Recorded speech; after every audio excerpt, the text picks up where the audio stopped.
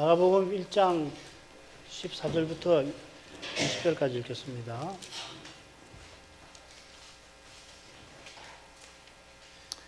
요한이 잡힌 후 예수께서 갈릴리에 오셔서 하나님의 복음을 전파하여 가라사대 때가 찼고 하나님 나라가 가까웠으니 회개하고 복음을 믿으라 하시더라. 갈릴리 해변으로 지나 가시다가 시몬과 그 형제 안드레가 바다에 금을 던지는 것을 보시니 저희는 어부라. 예수께서 가라사대 나를 따라오너라. 내가 너희로 사람을 낚는 어부가 되게 하리라 하시니 곧 그물을 버려두고 쫓으니라. 조금 더 가시다가 세베대의 아들 야고보와 그 형제 요한을 보시니 저희도 배에 있어 그물을 깁는데 고 부르시니 그 아비 세베대를 사꾼들과 함께 배에 버려두고 예수를 따라다니라.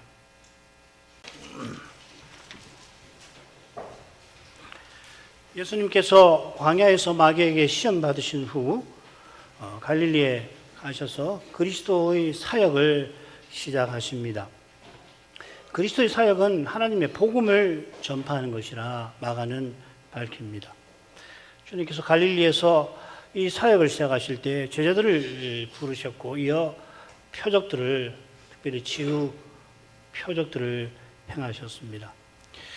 이런 내용에 근거해서 줄거리를 보도록 하겠습니다. 갈릴리 사역의 시작이 마가복음 1장 14절부터 3장 12절까지인데 1장 14절부터 20절까지는 주님이 복음을 전파하시며 네 제자 부르신 일이 나와요. 그리고 1장 21절부터 2장 12절까지는 네 개의 치유 표적들이 쭉 나올 것입니다. 그 다음 2장 13절부터 22절까지는 주님이 레위를 부르시고 거기 부르시는 그 식사 자리에 가셔서 하나님 나라의 교훈들을 전하시죠. 그러고서 이어 2장 23절부터 3장 6절까지는 안식일에 주님이 치유 표적을 행하신 일이 끝에 붙어 있습니다. 그러니까 이 줄거리는 주님이 제자를 부르시는 사건과 치유 표적을 행하시는 사건으로 엮여 있습니다. 네 제자 부르신 후에 네 개의 치유 표적을 행하십니다. 그리고 레위, 마태를 부르시고 또 하나의 치유 표적을 행하십니다. 이런 구성은 네 개의 표적을 담은 둘째 단락에서도 발견됩니다. 거기 1장 21절부터 2장 12절까지인데 거기 네 개가 나오는데 두 표적이 나오고 또 두 표적이 나오는데 그 가운데 주님께서 나는 표적을 행하러 온 것이 아니라 전도하러 왔다 하는 아주 중요한 말씀을 거기 기록을 해 놓았습니다.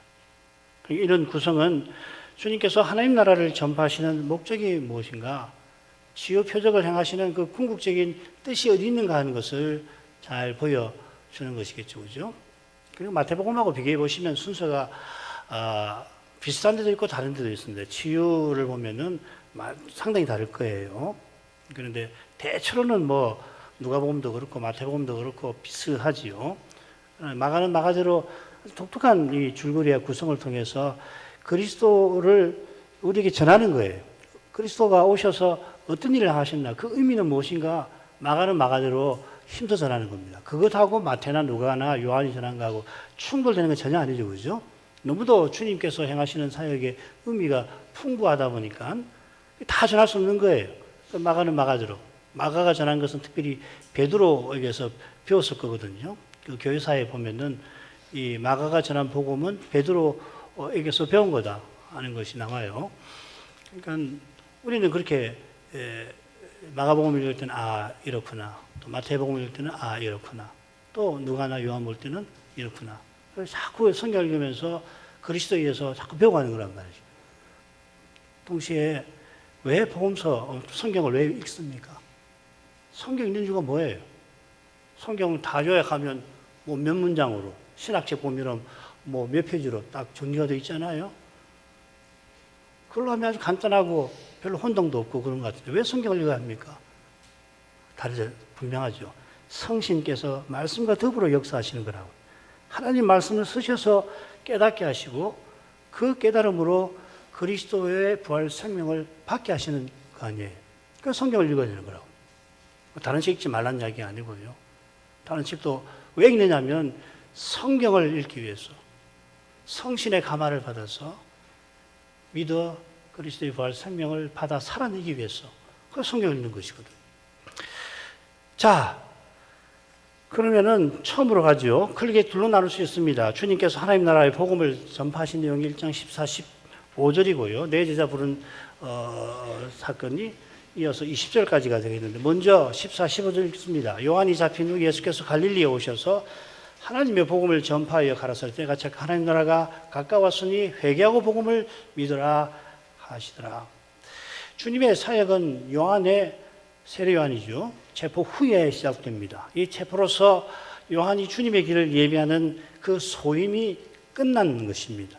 마가는 얼른 주님께서 시험 후 곧장 갈릴리에 오셔서 전파하셨다, 이렇게 기록하는 것 같습니다만, 그건 요한복음에 기록된 사실들을 마가가 몰라서가 아니라 요한의 관점과 다른 관점을 취해서 그렇습니다. 요한복음을 보시면은 이때 도표를 참고하십시오. 요한강에서 요한에게 세례를 받으신 후에 그 다음 2장에 가면 가나 혼인식에 참석하시죠. 그리고는 예루살렘에 유월절 세러 가십니다. 물론 그 사이에 중요한 사건이 하나 있어요. 2장 12절이 그것입니다. 가버나움을 방문하셨다 하는 한 절인데 그게 대단히 중요합니다. 거기 얼마간 계시다가 겨울 접어드는 시점에 갈릴리로 돌아오실 때 사마리아를 지나시죠. 그죠? 그게 사장의 아주 큰 내용입니다. 그 즈음에 세례 요한이 체포되었을 겁니다. 요한의 소임이 끝난 것을 보신 주님께서 갈릴리에 오셔서 사역을 펼쳐 가십니다. 그래, 이 갈릴리 사역이 공간복음, 마태, 마가, 누가복음의 중요한 내용인 것입니다. 주님께서 세례 받으신 후에 이미 그 유다 지방, 예루살렘, 또 유다 지방에서 요단강 근처에서 5 제자를 부르시고는 그들을 가르치고 행하셨는데, 요한복음은 주로 활동 장소 어디냐면 예루살렘, 유다, 사마리아 지역인 것입니다. 누가복음에도 보면 이 갈릴리 고향 방문이 나오는데, 이 갈릴리 고향 방문부터 갈릴리 사역이 시작되는 겁니다. 요한복음 6장에 오병이어 사건이 갈릴리 사역에 해당합니다만은, 나머지는 십자가 전까지는 갈릴리 이외의 지역에서 행하신 사역이 요한복음에 기록이 되어 있습니다. 그러니까 공간복음하고 요한복음을 늘 같이 읽어서 그 사건을, 주님의 행적을 서로 견주어 가지고 이해할 필요가 있습니다. 그래서 요한복음에 기록된 갈릴리 사역 활동, 요걸 말씀을 좀 드리면, 그게 그 제목은 요한복음의 본론의 큰 4대목이 됩니다. 그래, 첫 주간에 보면 1장 43절에 예수님이 갈릴리로 가려 하신다 하는 말이 나와요. 그러면서 빌립을 제자로 부르시죠, 그죠? 그 다음에 이 2장부터 13장까지가 소위 표적들이 쭉 기록되어 있는 부분인데, 거기 보면 2장에 가나 혼인식, 4장에 갈릴리 사역, 가나에서 두 번째 표적으로 왕의 신하의 아들을 고치시고 그 앞에 고향 방문하신 사건이 나오죠. 그 다음 6장은 이 갈릴리 베세다에서 행하신 오병이어 표적이고, 그 표적이 한 10몇 절 나오고, 이어서 가버나움에 이튿날 가셔서 가버나움 회당에서 강설하신 것이 6장 마지막까지가 길게 되어 있죠, 그죠? 그 다음 7장 1절부터 9절까지는 예수님이 초막잘 올라가시는데 형제들이 올라가시라 어떻게 자기를 나타내지 않으셔야 합니까? 하니까 예수님이 그걸 거절하고 잠시 갈릴리에 더 있다가 올라가셨다 할 때 그 내용입니다. 그리고 이제 갈릴리가 어디 나오냐면 21장에 예수님께서 부활하신 후에 갈릴리의 제자들을 만나시는데, 제자들이 그 명령을 받아서 갈릴리로 가서 이 고기를 잡고 있잖아요, 그죠? 그 내용이 이 갈릴리 사역입니다. 요한복음에는 이곳만 갈릴리가 나와요. 갈릴리 활동이 나옵니다. 그러니까 예수님의 표적 중에 공간복음과 요한복음에 공통되는 건 딱 한 가지입니다. 여기 오병이어죠, 그렇죠? 주님께서 갈릴리에 오셔서 하나님의 복음을 전하셨습니다. 어떤 사본은 하나님 나라의 복음이라고도 되어 있어요. 이건 이어 나오는 주님의 선포 내용과 잘 어울리지요. 회개하라, 하나님 나라가 가까이 왔으니. 때가 찼고 하나님 나라가 가까이 왔다. 마가복음 이렇게 되어 있죠. 하나님 나라는 하나님께서 친히 다스리는 나라입니다. 이 세상도 물론 하나님이 통치하시는데, 이 세상을 통치하시는 그 통치는 하나님 나라를 세우고 완성하시기 위함입니다. 그래 이 두 통치를 구분해서 하나님 나라, 은혜의 왕국이라 하는 것과 이 세상을 통치하시는 권능의 왕국, 이 둘로 나누기도 합니다. 우리 교우들은 이 용어 이미 많이 들어보셨을 거예요. 가령 하나님께서 생명과 호흡과 만물을 무사람에게 베푸시는 것, 이게 이 세상 통치의 아주 중요한 내용인데, 주신 온갖 선한 것들을 통해서 가장 선한 것, 하나님 나라, 은혜의 왕국을 추구하게 하심이죠. 자, 이것이 하나님의 복음이라 할 것입니다. 마가가 예수 그리스도 복음의 시작이라 자기 복음서를 명명할 때 복음이 황제의 출생과 승리와 등극을 뜻하는 그 통속적인 의미를 겨냥했을 겁니다. 염두에 두었을 겁니다. 로마 황제를 신이라 높이는 세상 나라를 향하여 마가는 하나님께서 그리스도를 통하여 통치하시는 그 나라, 제국을 선포한 것입니다. 하나님은 만왕의 왕, 만주의 주이십니다. 하나님 나라는 만왕의 왕께서 특별히 은혜로서 다스리는 참된 제국인 것입니다. 예수 믿고 천당 간다는 생각은 예수께서 하나님 나라를 전하신 그 뜻에 부족하고 심히 부족한 겁니다. 불신자보다 좀 더 착하고 정직하고 선량한 사람이 되는 거나 이거 나쁘다고 할 수는 없죠. 그죠? 문제는 이게 복음이라고 말하는 게 큰 잘못 아니에요. 또 사회학을 개선하고 사회 구조를 개량하는 것은 그리스도 윤리가 구현되는 그리스도 사회의 실은 역행하는 겁니다. 더욱이 개인 윤리와 사회 윤리를 통해서 결국 자기를 실현하려고 하는 이것은 그리스도께서 성신으로 내 안에 사셔서 자기를 친히 드러내시는 것을 대적하는 겁니다. 이걸 깨닫지 못하면 기독교는 이 윤리를 벗어날 수 없는 거란 말이죠. 기독교 신앙은 윤리를 벗어날 수 없어요. 요컨대 하나님 나라는 본질에서 그리스도께서 전부 안에 전부인 세계입니다. 어떤 신학자는 이 하나님 나라의 본질을, 아주 훌륭한 신학자인데 이해하기 쉽게 셋으로, 세 영역에서 그 본질을 말합니다. 구원의 능력의 영역, 의의 영역, 축복의 상태, 이 셋으로 설명하죠. 하나님 나라에서 누리는 구원은 죄의 책임에서 벗어나고 죄와 죽음의 권세에서 건짐받는 겁니다. 이게 앞서 말한 개인윤리, 사회윤리하고는 차원이 다르죠. 그죠? 하나님 나라에서 이는 하나님을 가까이 하고 율법의 형식이 아니라 율법의 정신을 이루는 하나님을 사랑하고 이웃을 사랑하는 삶으로 이어집니다. 이런 삶이 이미 하나님 나라의 복인데 여기서 하나님을 사랑하고 이웃을 사랑하며 사는 것이 그리스도를 드러내는 삶이 복인데 장차는 그 그리스도와 같아지게 하시고 하나님 나라를 상속하게 하실 겁니다. 그 나라는 하나님의 영광이 어린 양을 통해서 충만할 것입니다. 하나님께서 새하늘과 새 땅에서 그 전반의 전부가 되실 겁니다. 자, 이게 소위 하나님 나라의 이중성, 하나님 나라의 현재성과 미래성 많이 들어보셨죠? 그 나라가 이미 왔고 장차 올 것이라는 교훈입니다. 이게 이제는 보편화되어서 특별히 우리 교회 안에서는 당연히 하나님 나라가 왔지. 성경이 그렇게 가르치고 있지 않나. 우리가 이제 다 알게 됐는데 사실 이게 우리가 신앙생활하던 한국 교회에서는 매우 신기한 교훈이었어요. 하나님 나라는 죽어서 가지. 천국 죽어서 가는 거 아니야? 했더니 하나님 나라가 이미 왔다는 것을 예수님께서 선포하시는 거 아니에요? 그래서 처음에 70년대 한국에서 특별히 신학지 목사님이 이 하나님 나라를 힘써 전하셨는데 그것만 해도 저게 뭔 소린가 그랬던 거 아닙니까? 이게 이런 걸 여러분들이 이제 그렇지 당연하지 하고 아시는 이게 작은 게 아니에요. 실은 이게 요즘에도 하나님 나라가 상당히 1970년대 이후부터 해가지고 지금 벌써 50년 되지 않았습니까? 50년 연토로 이런 이야기를 이제 소수만 하다가 나중에는 신학자들이, 목사들이 대부분 다 이야기하고 있지만은 실제로 하나님 나라가 이미 왔다라고 하는 이걸 말은 하지만 그 내용이 뭔지를 얼마나 알고 있나? 우리는 어떤가? 생각해 볼 만하죠.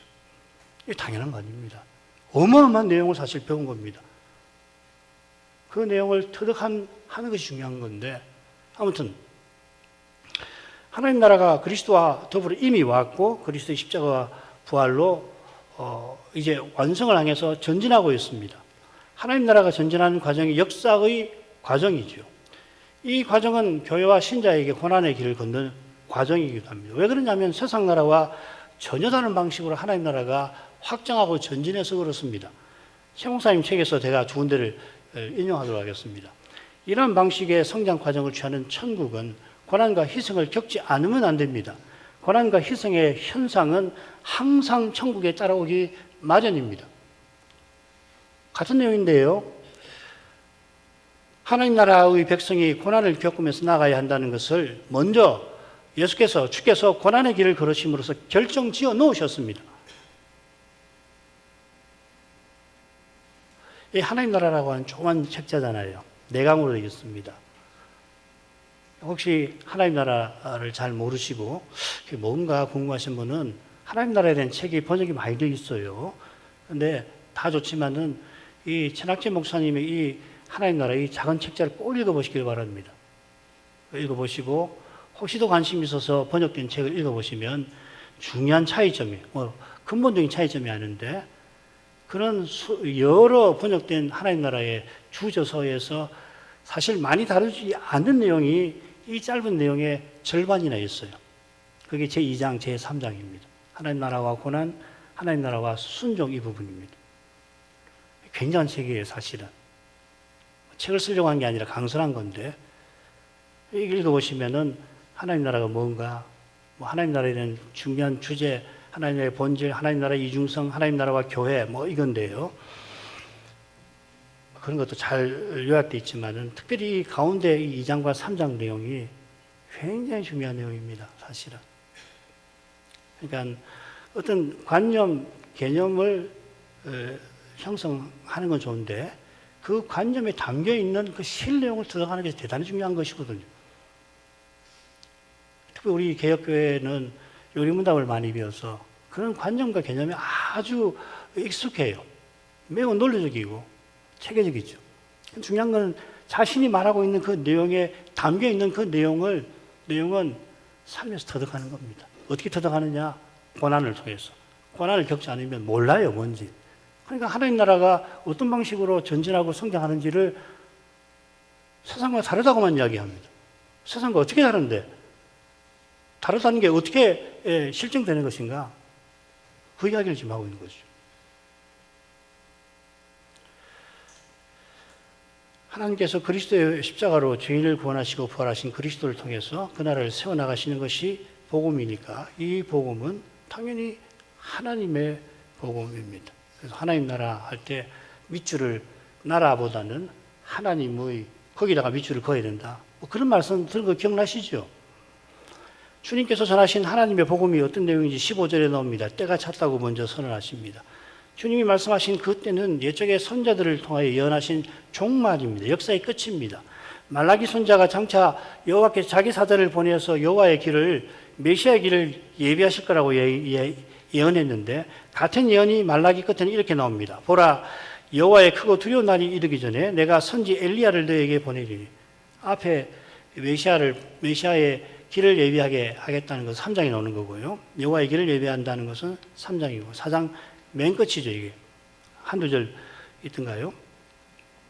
메시아의 길을 예비할 사자를 선지 엘리야라고 하십니다. 그는 여호와의 크고 두려운 날, 심판의 날 전에 보내받을 것입니다.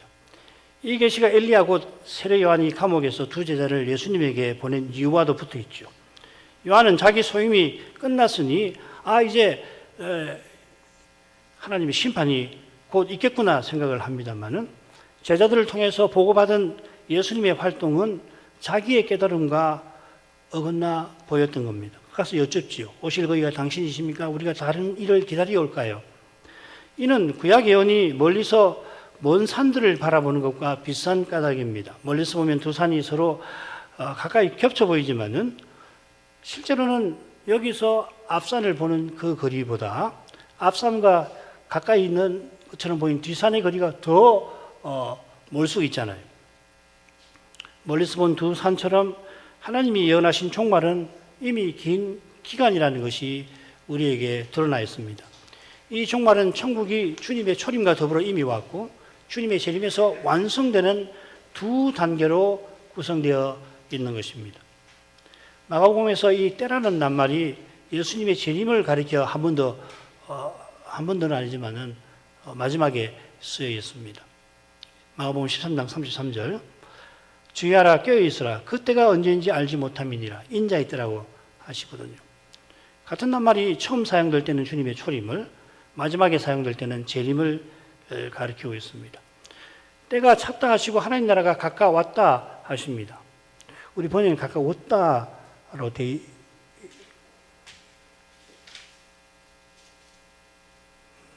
가까웠다. 가까웠다는 표현은 이런 거죠. 가령 버스 정거장이 들어보니 뭔 줄 알았더니 막상 가보니 가까이 있었다. 과거를 회상하면서 버스 정거장이 저기 좀 얼마 가면 있습니다 하고 이거 뭔 모양이다 하고 갔더니 가보니 가까이 있었다 할 때 가까웠다고 쓰는 거죠. 그렇죠? 이게 가까웠다는 말이죠. 주님은 지금 형용사를 가까이 있다는 말이 아니라 동사를 쓰고 계시는데 그러니까 하나님 나라가 가까이 왔다고 말씀하시는 겁니다.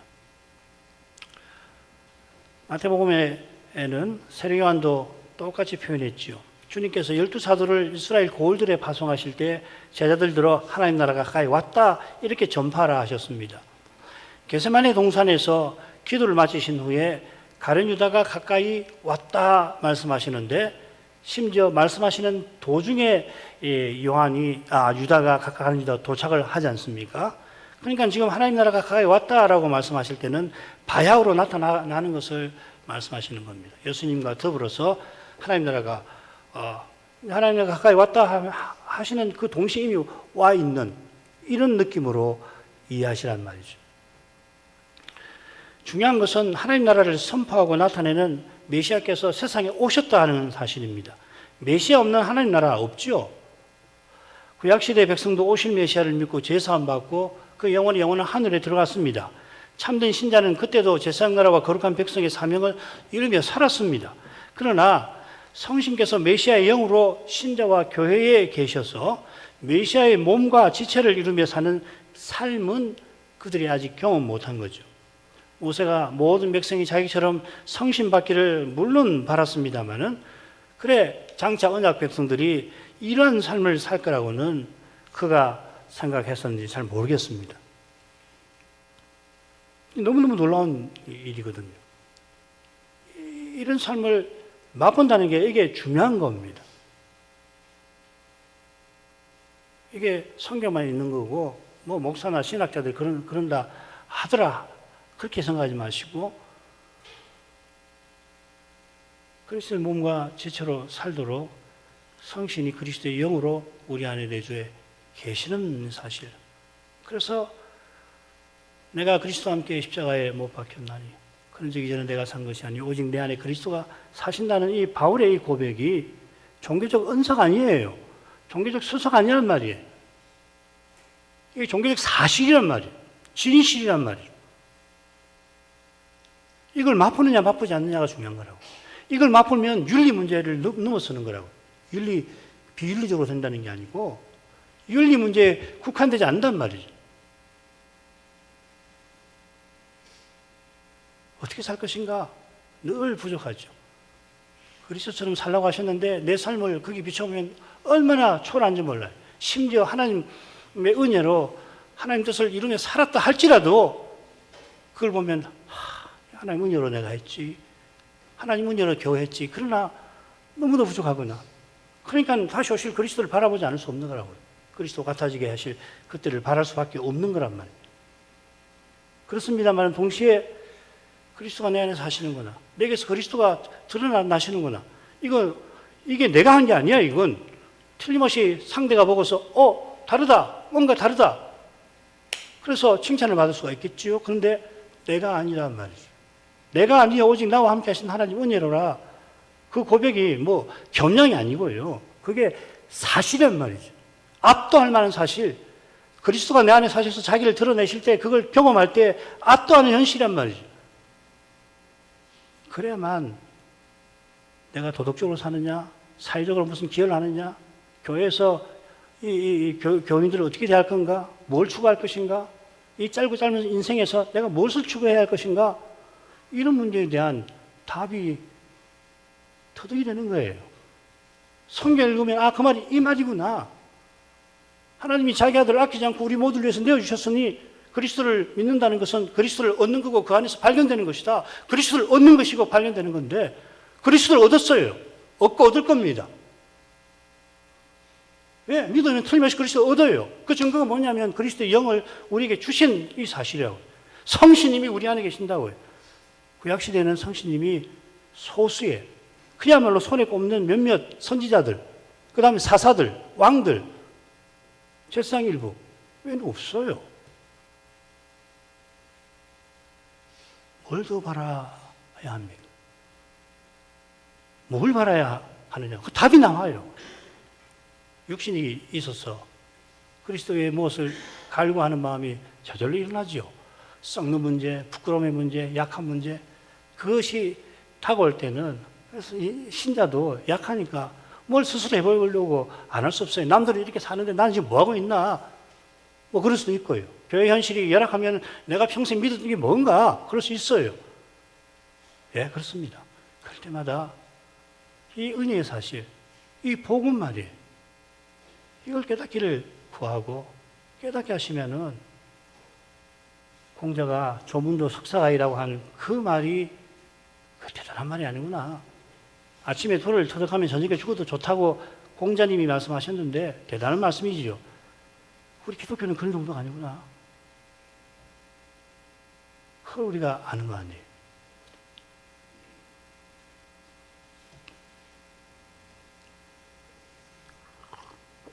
주님께서 하나님 나라가 가까이 왔다 하시고 회개하고 복음을 믿으라 하십니다.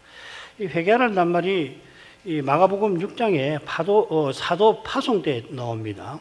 그 사도들이 보냄받아서 회개하라고 전파했습니다. 같은 사건이 마태복음 10장에 나오는데 거기는 하나님 나라가 가까이 왔다고 전파했죠. 그러니까 하나님 나라가 가까이 왔다고 전파하는 것이나 회개하라고 하는 이 전파 내용은 사실상 같은 거죠. 그죠? 주님께서 많은 표적을 행하신 그들이 회개치 아니하여서 화 있을 거라고 책망하셨지요. 이것은 주님께서 행하신 표적의 마음이 빼앗기고 표적 행하시는 주님을 믿지 아니한 데 있습니다. 대표적인 사건이 오병이어입니다. 오병이어 사건을 보고서 썩는 양식을 계속 얻고자 예수님을 영원한 생명이신 양식이신 예수님을 겨우 자기네 왕으로 임금으로 먹고 사는 문제 해결해 주는 임금으로 삼고자 했습니다.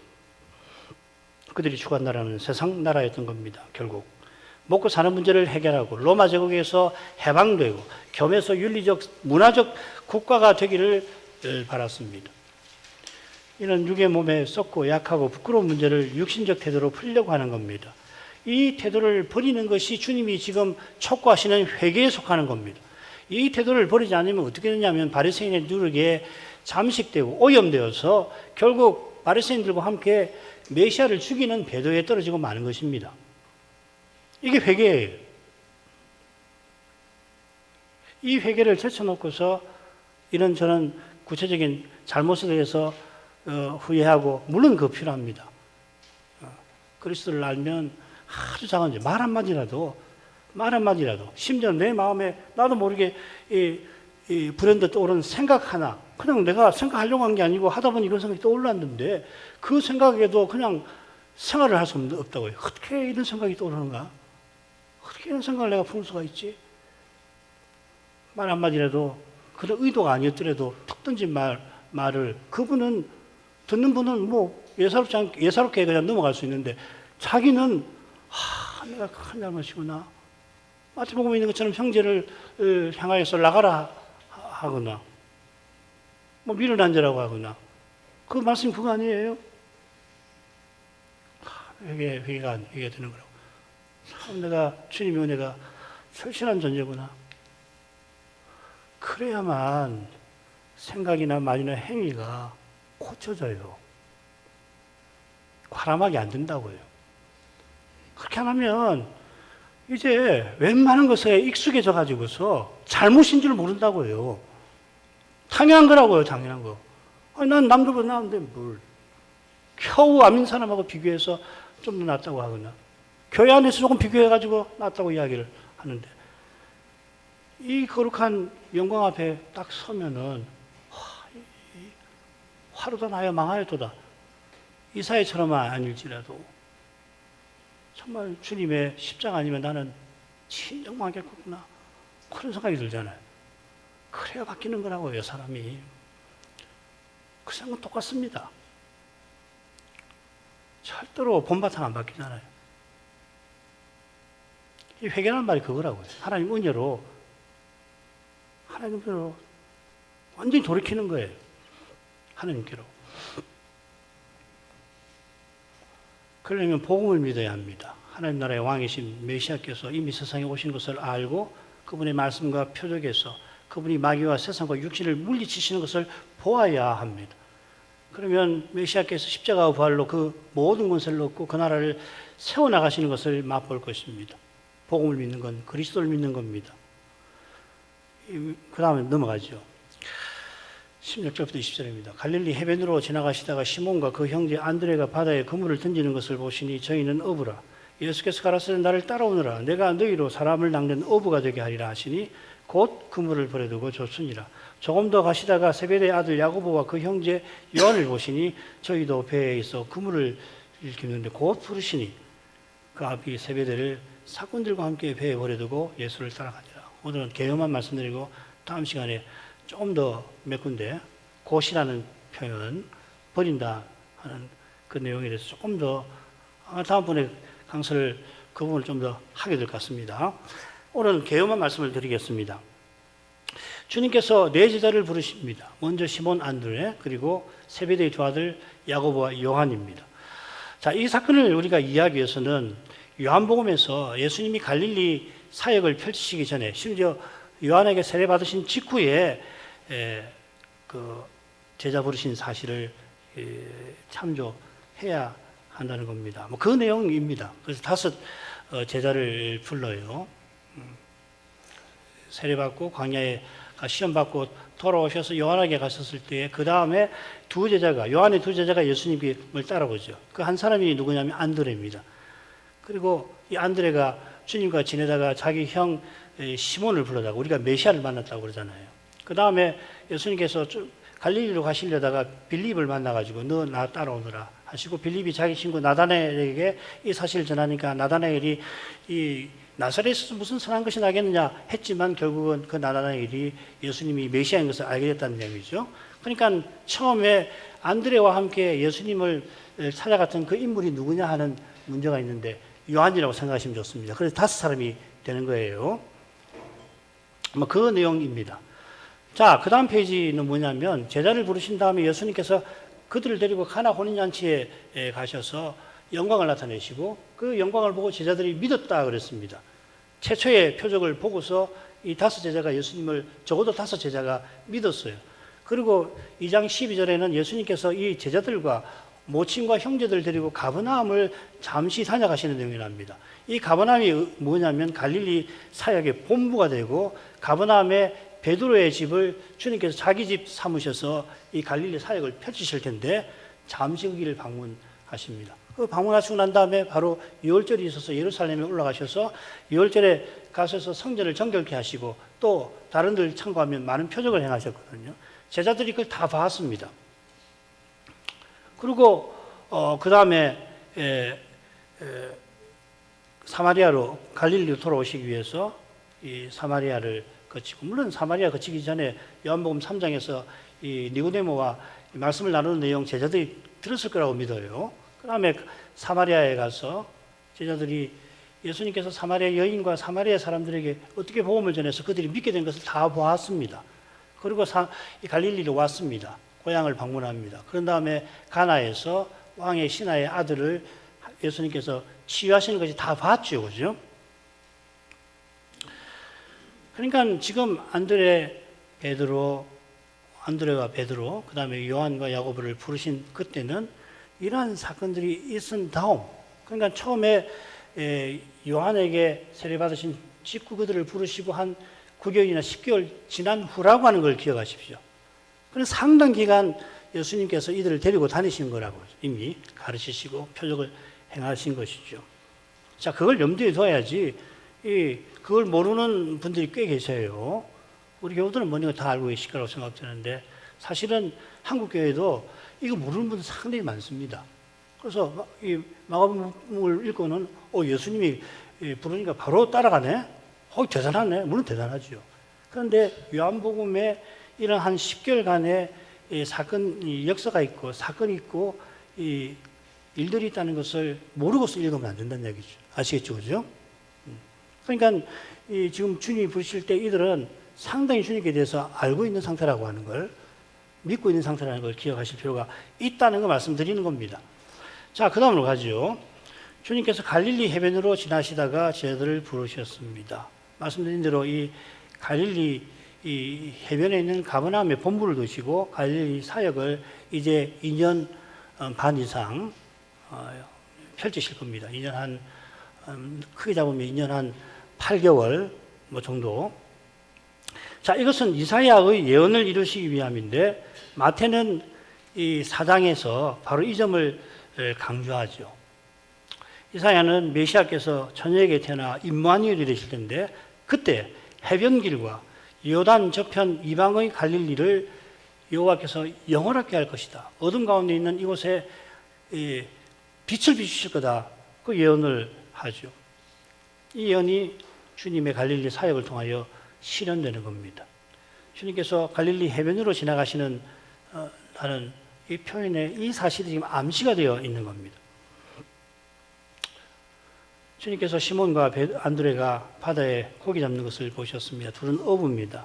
그들이 어부인데 세례요한을 찾아가서 그의 제자가 될 만큼 이들은 이미 하나님의 언약과 구원에 그리고 오실 메시아에 큰 관심이 있었습니다. 그들이 주님을 여러 날 따라다녔고 주님과 함께 유월절을 세고 갈릴리로 돌아왔지만 아직은 생업에 종사 중입니다.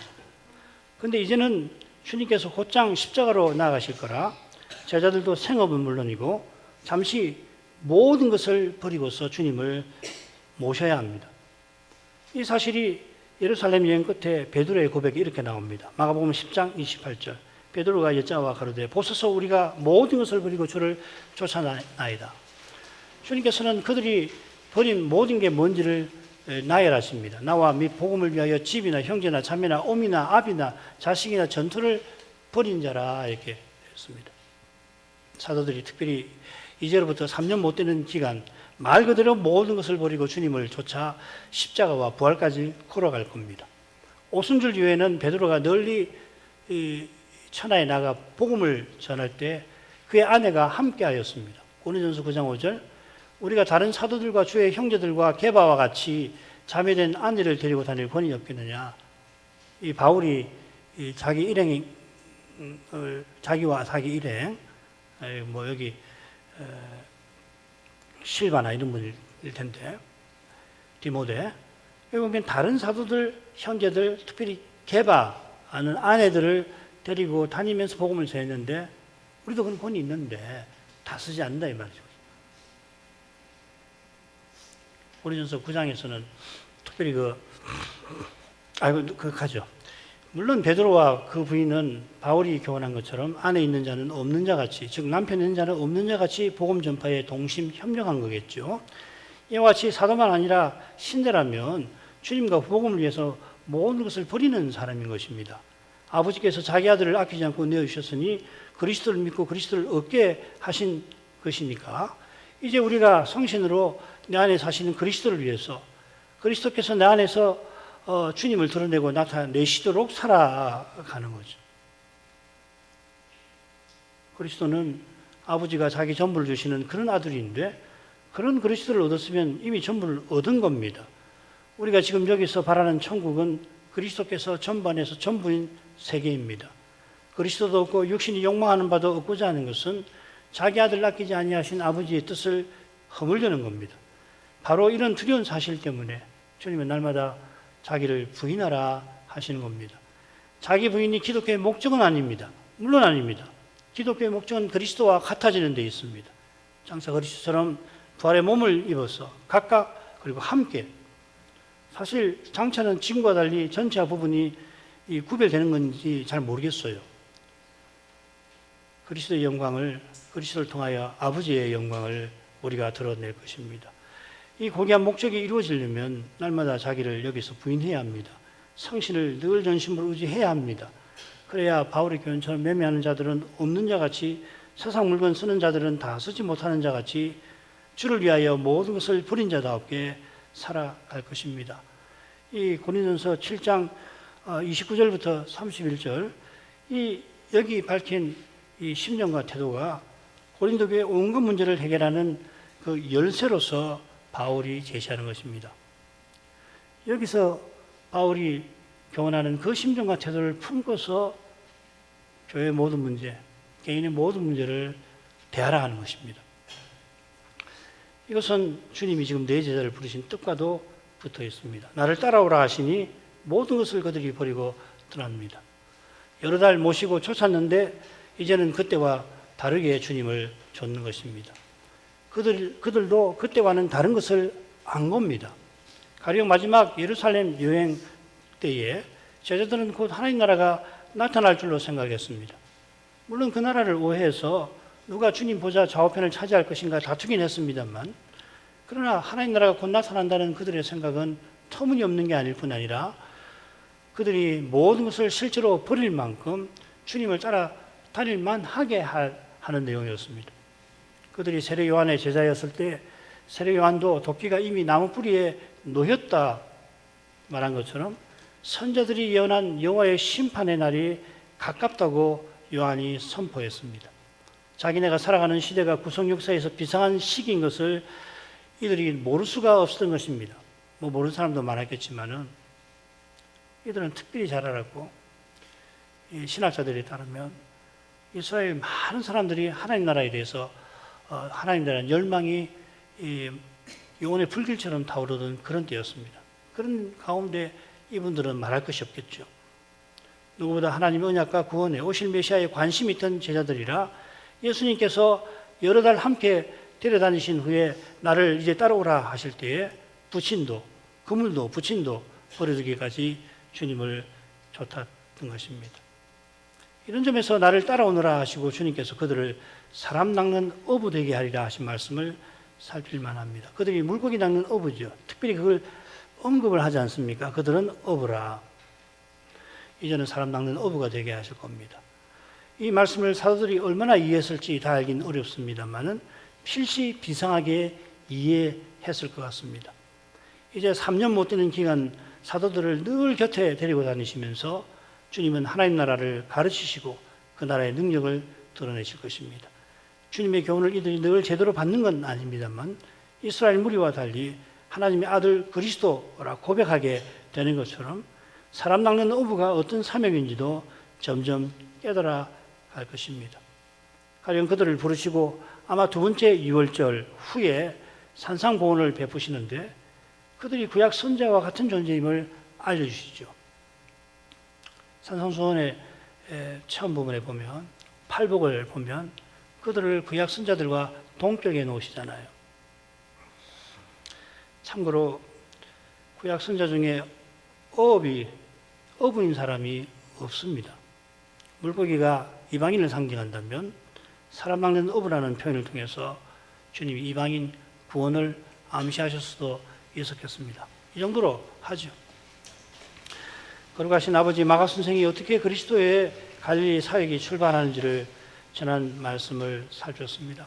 그리스도께서 요한이 잡힌 후 갈릴리에서 하나님의 복음을 비로소 전파하셨습니다. 이미 요한에게 세례받으신 후에도 주님께서는 가나에서 표적을 행하셨고 예루살렘에 올라가셔서 표적과 더불어 교훈을 전하셨습니다만 이사야가 예언한 그 예언을 본격적으로 이루려고 갈릴리에서 하나님 나라가 가까이 왔다 선언하신 줄 믿습니다. 해변길과 이방의 갈릴리에 여호와의 영광이 나타날 거라 구약 선자가 예언할 때 그 영광이 임마누엘의 영광인 것을 선포하였는데 과연 그가 예언한 대로 전능하신 하나님이 동정녀의 몸에서 나실 뿐 아니라 고난당하는 여호와의 종으로서 언약을 다 이루려고 특히 갈릴리에서 회개하고 복음을 믿으라 선언하셨사옵나이다. 이 위대한 구원이 역사에서 착실히 이루어지게 하시려고 주님께서는 제자들을 부르셨사옵나이다. 불과 3년 못 되어서 그들이 성신 충만할 때 온 천하에 나가 모든 민족에게 복음을 전하고 교회를 세우도록 하실 것입니다. 이와 같이 하신 것은 교회가 그리스도의 몸과 지체인 바로 그 사실과 붙어 있나이다. 인생 하나하나가 그 자체로는 그리스도의 지체가 감이 될 수 없사오나 주님이 친히 우리의 머리가 되어 주셔서 우리 각각이 함께 그리스도를 드러내고 나타내도록 하신 줄 믿사옵나이다. 이 위대한 일이 이날에도 역사의 길에서 이 세상 가운데서 이루어지게 하시는 줄 믿사옵나이다. 이것을 믿음의 눈으로 계속 볼 수 있게 역사하여 주시옵소서. 예수님 이름으로 기도합니다. 아멘.